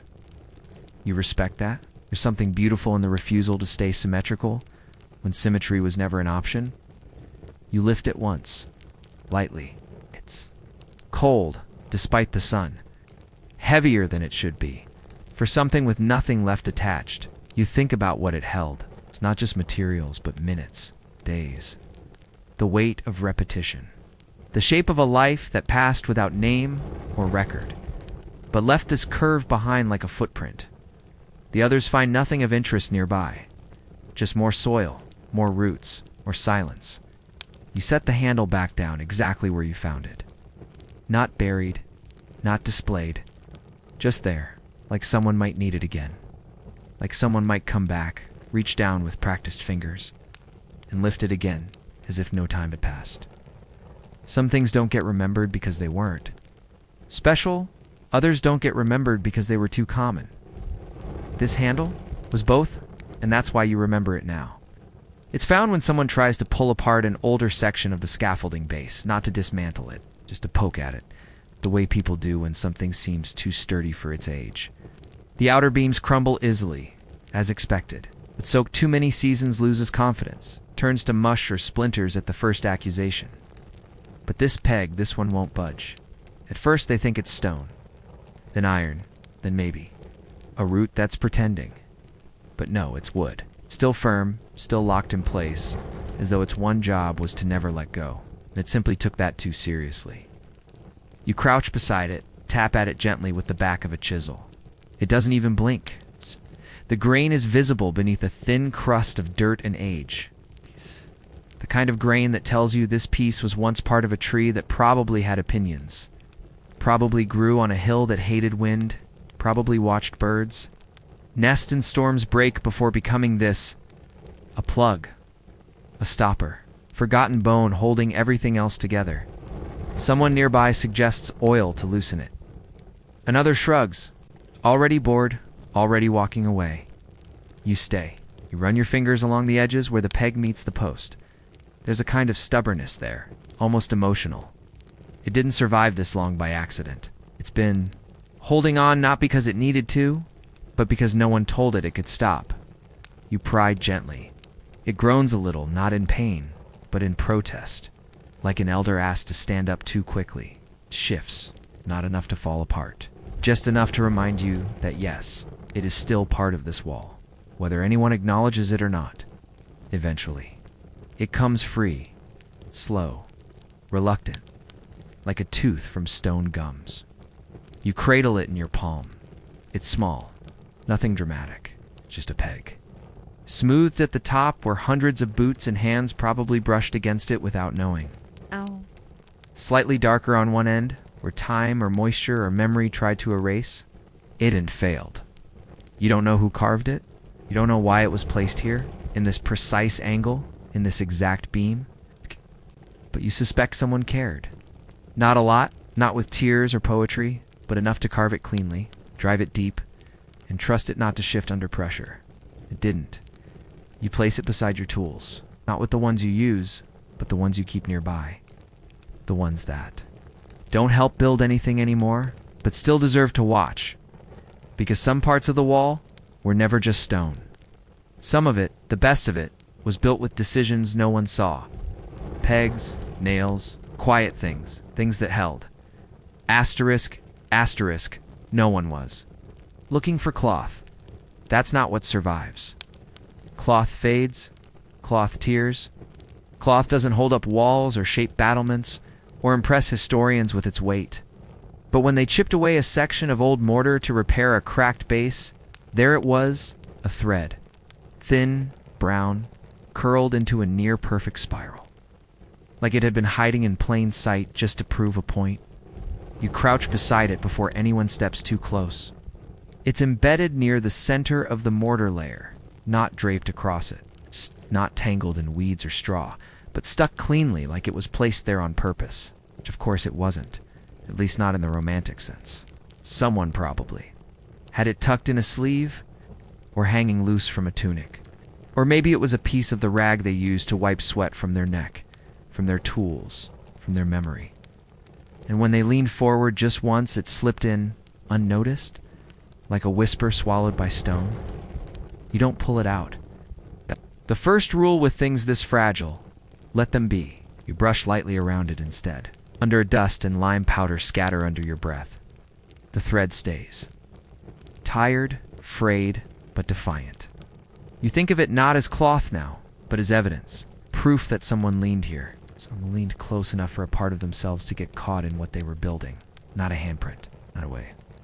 A carved name. Just this, a loose, tired fiber, holding no shape but still present. Someone walks by and asks what you found. You say, thread? They laugh. A short, dismissive sound, like you'd said you found a sigh. They move on. You don't mind. They weren't meant to see it. Not really. You stay longer. You stare at that thread. You think about the person it belonged to. Maybe they wore red, maybe brown. Maybe it was the only garment they had that wasn't. Patched beyond recognition. You imagine them reaching, lifting, bracing, never knowing that a single thread had betrayed their presence more perfectly than any story ever could. You leave it there. No frame, no plaque, no label. You cover the mortar gently with a thin sheet of canvas so no one disturbs it while they work around the crack. Not to preserve it forever. Just for now. Long enough to let it remain more than an accident, Because sometimes the smallest pieces, the ones no one writes about, the ones no one even sees, are the ones that remind you people were really here. Not just builders, not just workers, but wearers of sleeves, droppers of threads, breathers of dust, and maybe, just maybe, still clinging on even now. Asterisk, asterisk, they bring it up with the rest of the rubble, another heavy. Ordinary block destined to be discarded or reused, depending on how lazy or efficient the mood of the work crew is that morning. You're the one who spots the mark. Not deep, not deliberate. Just a single scratch across the face of the stone, almost hidden beneath a thin crust of mud and moss. Not a character, it's not a symbol, not even a line that goes anywhere, but it stops. You brush it clean. Slowly. The scratch becomes clearer, shallow groove, barely half a finger's width, curving slightly before stopping without reason.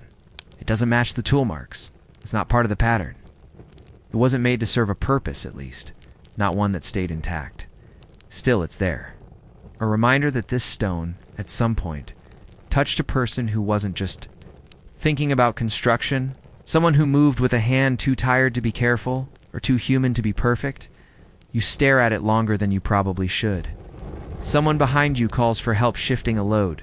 You wave them off. They'll manage. For now, this scratch, this shallow, unremarkable flaw, is the most honest thing you've seen all week. Maybe it was an accident. A slip of a chisel, a fingernail dragged in passing. A pebble caught under a heavy bag. Or maybe, just maybe, it was a moment. Someone paused.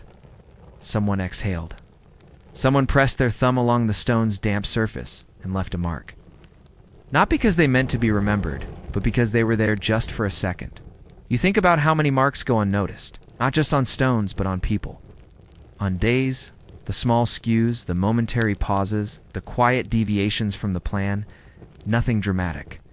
Nothing anyone writes down. It's just imperfections that stay long after the person is gone. You leave the stone on a separate pile. Not the discard pile. Not the active use pile. Somewhere in between. A middle ground for things that didn't do anything heroic, but also didn't disappear. A place for what endured. Someone else might toss it later. They'll say it's just a rock. You won't argue. But if they ask why it was set aside, you'll say, because it looked like it tried. And maybe that's the truth. Maybe the mark meant nothing. Or maybe it meant everything to someone who didn't live long enough. To explain it, you don't have to understand it. You just have to notice. And today you did. You sit behind a desk that doesn't quite fit the room.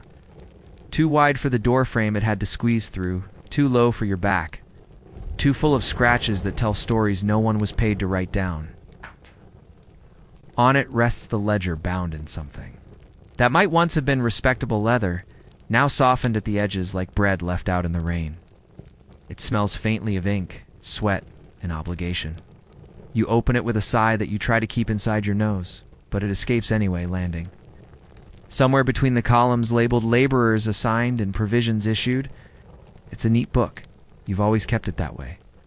Tidy rows, careful numerals, no flourishes, just tallies, markers, tools, rations, deaths, not names, never names. There's no column for grief, just numbers that go up and down like the tide. Except the tide doesn't answer to payroll. You mark down 24 for the Southern Trench crew, then you cross it out and write 23, because one of them didn't return after yesterday's rock slide. You pause, then draw a faint circle around the number, just once, like it matters. You tell yourself it's just for clarity. Outside, someone is shouting, probably about a wheel that wasn't oiled, or a bucket that broke at the handle, or man who won't dig because his foot has decided to swell up like a bruised plum. You let the sound float by. Your world is this book. Your job is to ensure that when someone from the Capitol asks how many men were fed, you have an answer that sounds reliable and costs as little as possible. You flip back a few pages, find a line from 2 weeks ago. 46 men assigned to the Western Rampart. Then 45. Then 44. It's not suspicious if it's slow. That's what they say. Too many vanishing too quickly draws questions, and questions invite visits. And visits bring officials, and officials bring new ledgers. which you've always believed is the worst kind of punishment. You sharpen your brush with a flick. Of the wrist, the ink is nearly out again. There's never enough of it. Like bread, like nails, like men. One of the overseers enters, hat askew, face streaked with whatever dust today has chosen. He hands you a slip of paper, a note about injuries, to broken fingers, one collapsed man. You nod. You don't ask names, you just record. The numbers absorb the people without chewing. When he leaves, you glance up at the corner of the ceiling. Where a cobweb has caught a bit of sunlight, it dances, slightly, almost mocking. You consider writing down a name, just once, just to see how it feels. But there's no line for that. It's no place in the margins. So instead, you turn the page. Asterisk, asterisk, you. Would think summer brings abundance. That's the story people like to tell themselves. Warm skies, full fields, baskets so heavy they tip over before they reach the storehouse. But here in the outposts, summer mostly brings flies and sweat and spoiled meat that looks fine, until the third hour, then decides to smell like wet rope. Dipped in vinegar and left to ferment under someone's armpit. You unroll the ration scroll for the week. The paper crackles like it's tired of being opened. Columns again, amounts, dates, units, reductions. There's a red mark next to beans. Of course there is. Someone tried to stretch the sack too far last week, added sand to the bottom too. Make it look fuller. The man who caught it had no teeth, but somehow still managed to gnash convincingly. You dip your brush into the ink. The numbers don't lie, but they don't offer explanations either. 10 fewer dried fish than last week. To fewer bundles of firewood, rice holding steady, barely. You make the adjustments in the margin, using smaller characters than usual, as if hoping no one notices the shrinkage if the font is polite. Outside, cart rattles past, carrying cabbage that's trying very hard not to wilt. You remember when? You used to get excited about cabbage deliveries. Back in the first year, when the vegetables still had color and the men still had jokes, now the jokes have gone stale, like everything else, and the cabbages seem to know it. There's a knock on your door. A younger clerk, face blotched from heat, eyes darting like he's afraid of being told to do something that involves walking. He hands you a request, additional rice for the northern crew. They've had double shifts all week laying stone in sun that could curdle ink. You nod. You want to say yes? You do say yes. But your fingers write no anyway. There's no rice to spare. Not unless someone wants to give up dinner somewhere else. You sigh. That sigh again. Keeps escaping you like a pet you never meant to name but now have to chase around the office. You look at the scroll again. The numbers have tightened. The rations are thinner. You remember when the cuts were occasional? Now they feel scheduled. It's predictable, like the decline was baked into the system from the start. You fold the scroll carefully, like folding a wound. You place it under the ledger. Out of sight, but not out of mind. That's the trick to this job, pretending things can be filed away, just because they fit in drawers. You stare at the ceiling again. The cobweb is still there, still dancing, still smug. And somewhere outside, someone is counting cabbage leaves. As if that might be enough to stretch dinner into tomorrow. Asterisk, asterisk. There is no box for complaints. There never was. There is a slot for grain deliveries, a chest for used brushes, and a rusty tin for notes too vague to take seriously. But no boxware. Men can deposit frustration, hunger, or the quiet terror that creeps in after someone else's tent goes silent for too long. You've always thought it strange, the idea that grievances could be organized. But lately you've been wondering if the absence of a box is just another kind of message. They don't come to you directly, most of them. They talk outside. Your door, they mutter near the water trough. They whisper while waiting for tools that haven't been sharpened in weeks. You hear the fragments. Someone's hands are blistering. Someone else hasn't seen meat since the last holiday. Someone else still thinks about the man who slipped down the quarry slope and wasn't found until the morning after. Half covered in stone dust and ants. You take note of some of it. Not in the official ledger, of course. Just on scraps of reused paper, the blank backs of broken calculations, margins of dried supply forms. You write things like South Team. Needs more gloves? and looking to shift rotation, as if scribbling makes you responsible and responsibility makes it real. But no one asks for those notes. No one reads them but you, pile up, folded into tiny squares that sit in your drawer like ghosts that haven't decided if they're staying. One man came to your door last week. He didn't knock. He just stood there, hat in hand, eyes fixed on the floor as if the boards might speak on his behalf. He didn't have a question. Just said, "We're tired," like it was a diagnosis, like he was describing the air. You nodded. What else could you do? If you're tired too, but you're kind of tired, wears better clothes, and sits behind a desk. You offered him water. He took it. Then he left. You didn't write that down? There are protocols for injury. There are forms for death. There are tallies for food, tools, time lost to rain. But there is no process for weariness. No column labeled too much. You thought about adding one? It's just a line maybe. After the final tally. Quiet note. Too much again. But you haven't. Instead, you stack the ghost notes. You listen to the murmurs through your thin walls. You cross out numbers with the same brush you use to ignore people. And sometimes, at the end of the day, you run your finger along the desk edge. Where the wood is worn smooth from years of quiet hands, you imagine what a complaint box might look like. Small, heavy, already full. You've been rationing ink for weeks now. The bottle on your desk is nearly dry, tilted at an angle with a pebble under one side.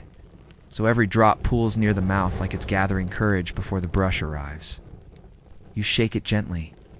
Before each tally, as if persuasion works on ink the way it sometimes works on tired men, the stains on your fingers have faded. That's how you know things are getting bad. In good times, your fingertips stay dark. Now, they're pale, cracked, smelling faintly of dust and regret. The day's list waits for you. The columns are as straight as they've ever been. Tools issued, tools lost, tools broken and not replaced.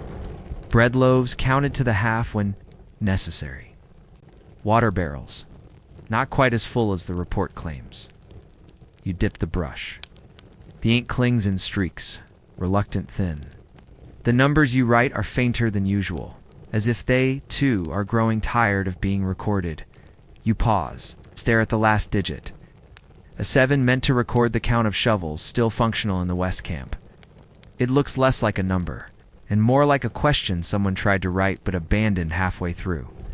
You think about re-inking the brush. There's barely enough for the next page, so you leave it. A week 7 will have to do outside. The sound of metal on stone. Someone hammering at a support beam that probably should have been replaced last season. You make a note. Not because anything will happen, just because notes feel like action, even when they're not. The ink leaves a thin line, a ghost of a record. You blow on it gently, hoping it dries before it fades completely. The overseer stops by. He asks, "For 2 more ink bottles." You'll almost laugh, but you don't. You just say none in stock. He grunts. Leaves. You know he'll be back in 2 days. Asking again. You'll give him the same answer. It's how the rhythm works. Like a dance where both partners know the steps are pointless. But they keep dancing anyway because stopping would be worse. You consider sending for more ink. A letter to the supply post. A request stamped and sealed. But you don't. Ink is. For names that matter. For records that go somewhere. And you know better? You write smaller. Press harder. Stretch the last drops until they leave marks so faint that even the numbers look embarrassed to exist. The ledger grows heavier. Not with pages, those are growing thin too. But with everything that doesn't. Fit between the lines. The things no one writes down. Things no one supplies ink for. You close it. The desk creaks softly as if agreeing. And outside, the hammering continues. Steady. Pointless. Necessary. Asterisk. Asterisk. You don't have portraits. That would be absurd. No one draws laborers, not here. Not in ink that costs more than a week's wages, not. For men whose names you don't even record, but you remember faces not all the way. Not clearly, just flashes.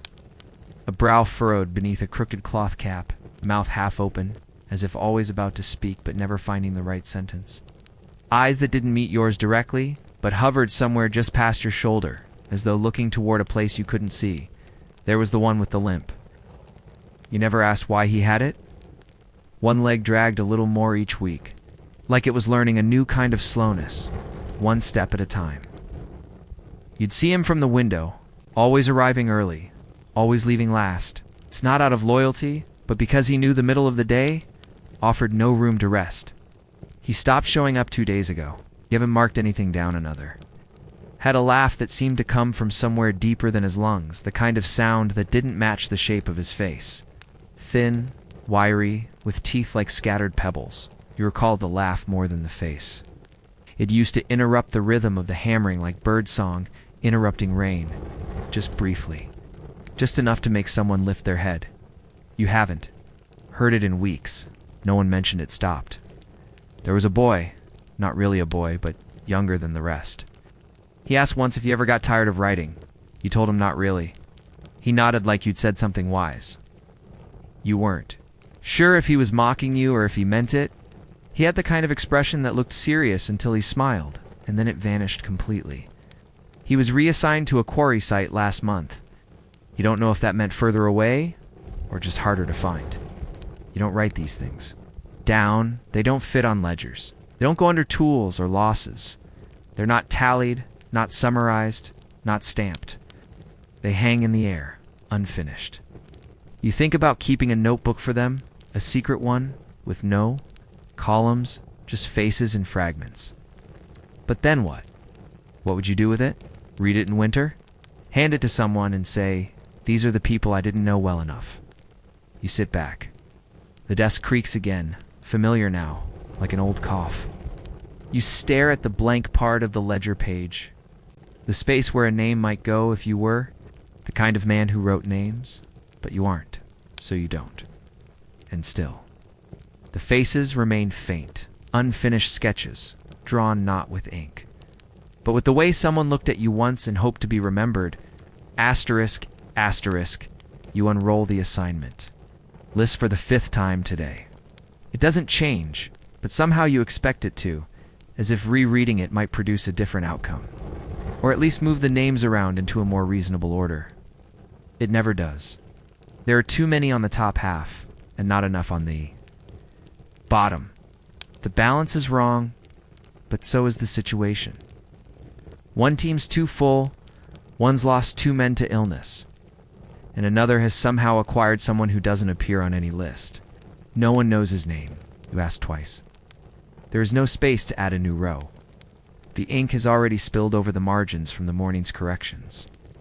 You could flip the page, but flipping the page feels like giving up on making this one work.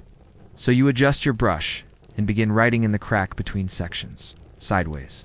Cramped apologetic lettering that curls like it's trying not to be noticed by the rest of the text. The new entry doesn't fit. It never does. The work doesn't pause just because the paper's full. You wonder why the list is printed this way. Neat rows, tight lines, no room for change.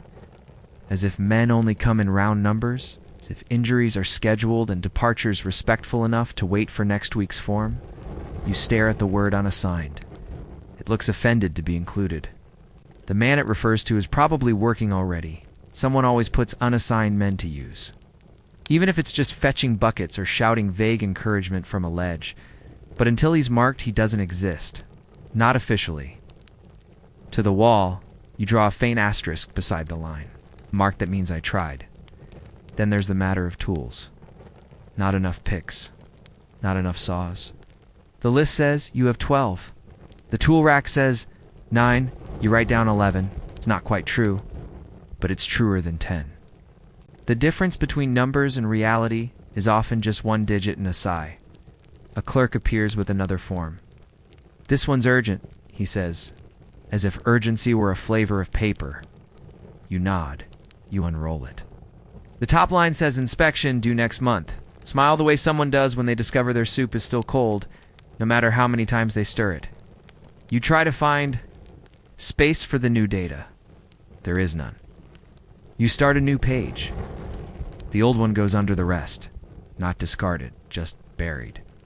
So many lists, so many lines. All pretending the world stays within rectangles. That life fits in inked boxes. No one ever falls outside the grid. You pressed your hand flat over the paper for a moment, as if your palm can will the list into obedience. It doesn't, but you write the next line anyway, because someone always has to. You knew the weather would turn, but not how fast. It was clear at dawn, that strange, deceptive kind of clear where the sky is too blue and the air too quiet, like everything is holding its breath for the wrong reason. By mid-morning, the clouds had arrived, dragging their bellies across the mountaintops like sulking animals, spilling droplets before anyone had time to cover the ledgers. You'd left the scrolls open. It wasn't carelessness, not exactly. There were too many figures to finalize, too many corrections to apply before the overseer's afternoon inspection. You hadn't expected the wind to shift, hadn't expected the door to swing open and let the drizzle creep in like a curious rat looking for warm paper to ruin. Now the ink has bled, not everywhere, just enough. Numbers melt into one another like old acquaintances pretending they've never met. Entire columns of figures now resemble the footprints of someone walking through a swamp wearing shoes made of smoke. The top corner of the weekly rations list is puckered like bad fruit. You try to pat it dry with the edge of your sleeve, but all that does is spread the damage, turning sixes into eights and yeses into ambiguous blobs that could mean anything, or nothing, depending on who's asking. You sit there for a moment, hands hovering above the scroll like you're deciding whether to finish ruining it or to let it deteriorate with dignity. The brush is still wet from earlier. The ink pot, half full, an unexpected miracle. You could start over, recopy the list from memory. You know the numbers. You always know the numbers. But rewriting them feels like cheating on the ruined. One's like pretending their short, messy lives didn't matter. You try anyway. A new page. Fresh lines. But your hand shakes more than usual and your brush drags in places where it used to glide. The ink pools too fast at the top of each stroke and fades by the end. It's rushing to leave before you finish speaking. The numbers appear. Again, not identical, not perfect, but close enough to pass. You'll explain the rest if someone asks. They won't. Outside, it's still raining. A light rain now. The kind that doesn't look like much until it seeps into everything. You glance toward the corner where the supplies are stored. Someone's left a bundle of parchment too close to the ground. It's swelling like bread left in a shallow puddle. You consider saying something, and don't. No one would move it in time anyway. You tuck the ruined page beneath the desk. Not in the trash, not in storage, just under where forgotten things go to stay nearby. Your sleeve is damp, your brush. Tip is bent. You write the next entry. This time, slower. Because the rain has already done enough rewriting today. Asterisk. It still sits on the shelf. Third from the left. It's bound in stiff leather. With a buckle no one has managed to close in years. The spine is faded from the sun, or maybe from being stared at too long without being opened. You're not sure when you last read it. You're not sure anyone ever did. It's there, heavy as guilt, silent as an accusation. Asterisk inside are the rules, written in a hand far neater than yours will ever be. Black ink, crisp columns, tidy little paragraphs explaining how many hours a man may work, how many breaks he must be granted, what rations he is owed, what conditions are too harsh to continue under. It's almost funny. You flip to a page at random and land on a sentence that says, "No labor shall be performed under conditions of unshaded heat, exceeding 32 degrees. You look out the window. The sun has turned the stones to griddles. You stopped keeping track of degrees weeks ago. Didn't matter. The rule book speaks in absolutes. But out here, absolutes dissolve like salt in a leaking water bucket. You know which rules are followed? The ones that can be enforced without effort? The ones that don't inconvenience the timeline? Anything else gets bent until it fits, or broken and quietly ignored. You remember when you first arrived, you carried that book under your arm like a shield, quoted it, sometimes as if it might grant you authority just through repetition. The foreman let you finish your sentence the first time, then laughed for longer than was strictly necessary. You learned quickly. The rules weren't wrong, they were just unwelcome. Like a guest who brings a list of allergies to a feast, where the only dish is salted beans. Now the book mostly serves as a reminder, not of law, but of pretense. That once someone thought fairness could be written down, that someone believed a man swinging a hammer 8 hours a day deserved a promise in ink. You don't mock it, You don't revere it either. You just let it live on the shelf, untouched, like an old clock that still ticks but no longer tells. Time anyone listens to? A younger clerk asked about it last month. What's in the book? He said, pointing. You told him the way it was supposed to be. He nodded like he understood, didn't ask again. You reach for it sometimes, not to open, just to feel the weight of it. To remind yourself that even words wear out if no one reads them. That even good rules, once ignored long enough, it's become decorations. You press your palm against the spine and let it rest there. It's not long. Just long enough to remember what you've chosen to forget. Then you return to the ledger. Because the book might explain the system, but the ledger knows what actually happened. Asterisk, you practiced it once. Your name. Not the one they call you, not the abbreviation scribbled on duty slips, but your full name, all the syllables, all the dignity. You tried to write it in a style that looked both serious and slightly elegant. You imagined it at the bottom of official reports stamped beneath tidy rows of ink, proof that someone had read, understood, approved. A name at the bottom means a person was here, meant something. Cared enough to own it, but you never used it. You sign with a mark instead. Not an X that's too obvious, but a small swirl halfway between a spiral and a shrug. A symbol that says, yes, this was seen. And also, no, don't ask questions. It works well. No one complains. No one asks whose hand made the mark, because the mark is what matters, not the person. Certainly not the name. Your brush hesitates. Each time you dip into the ink. For a heartbeat, sometimes two, you consider writing it properly. Just once, a full signature. Neat, legible, yours. But the space on the page is never quite right, or someone is waiting outside, or your hand cramps just as the moment arrives. And so the swirl appears again, familiar, efficient, anonymous. There's a sheet today that might have warranted a name. It's not a death form, not exactly, but it's close. Missing worker, presumed fallen. The body hasn't been found. You've recorded it anyway. The overseer handed you the report like it was. DAMP laundry. No eye contact. No elaboration. You wrote the number. Then you paused at the bottom where the line waits the place for someone's name. Someone's voice. Someone willing to take responsibility. You picked up your brush. You paused again. Then you gave it the swirl. Asterisk, the strange thing is, you still think about how it would feel. Signing something properly. Seeing your name at the bottom of a page that meant something. Maybe not history, but permanence. A footnote in a world that moves too quickly to remember. Asterisk, you've dreamed of it. Once or twice. In sleep. Your name flows across parchment like a river that's just remembered how to move. It loops, it curves, it finishes with a little flick. Of pride, you wake up with your fingers twitching. But morning arrives, and the ledgers return. And the swirl is faster, safer, invisible. You stare at the latest report. There's still time to change it. No one's seen it yet. You could rewrite. The page. Sign it for real. You don't. You close the scroll. The swirl remains. Like always. Like you. You've never touched the wall itself. Not really. You've brushed against its shadows, passed beneath its scaffolds, nodded politely to its stones as you walked from tent to tent with your bundle of forms and your permanent frown. But you've never run your hand across it, never pressed your palm to the warm surface where men once bled through their gloves to set each block in place. It doesn't seem right. The wall belongs to labor. You belong to the counting of it, still this evening. With your ledger closed and the sun sliding behind the hills like it's embarrassed to have stayed so long, you find yourself standing. Near the base of the news section, it stretches upward, wider than your reach, flatter than you expected. The stones are still dusty, not the fine dust of age, but the fresh kind. It's a powder of sweat and sand and uncelebrated progress. You reach out. The surface is warmer than you thought it would be. Not hot, not scorching.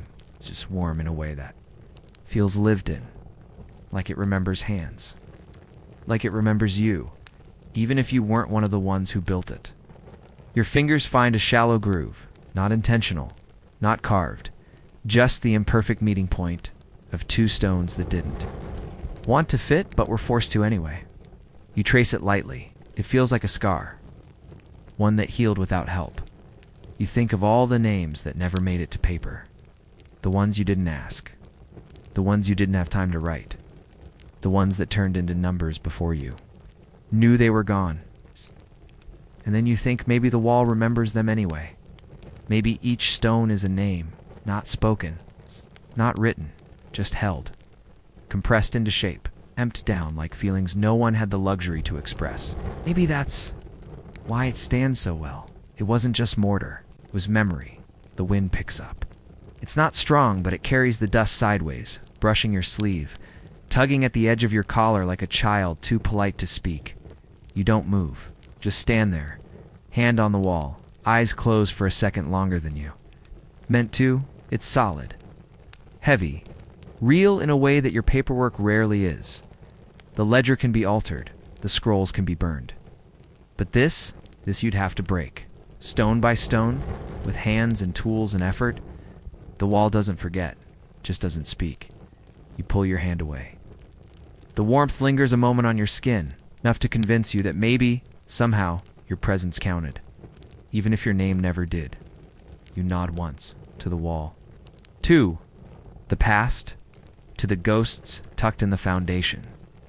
Then you turn away. The sun is nearly gone. And the list for tomorrow is already waiting on your desk. Asterisk, asterisk, and so. The wall remains. Not because it was perfect, but because it was built by imperfect hands that didn't stop. Not when the ink ran out. Not when the names were forgotten. Not even when the ground swallowed their stories whole. You've walked beside them tonight. Quietly. Without glory. Just footprints and dust that already forgets you. But for a moment, maybe just one, you felt the stone breathe. Thank you for staying with us until the end.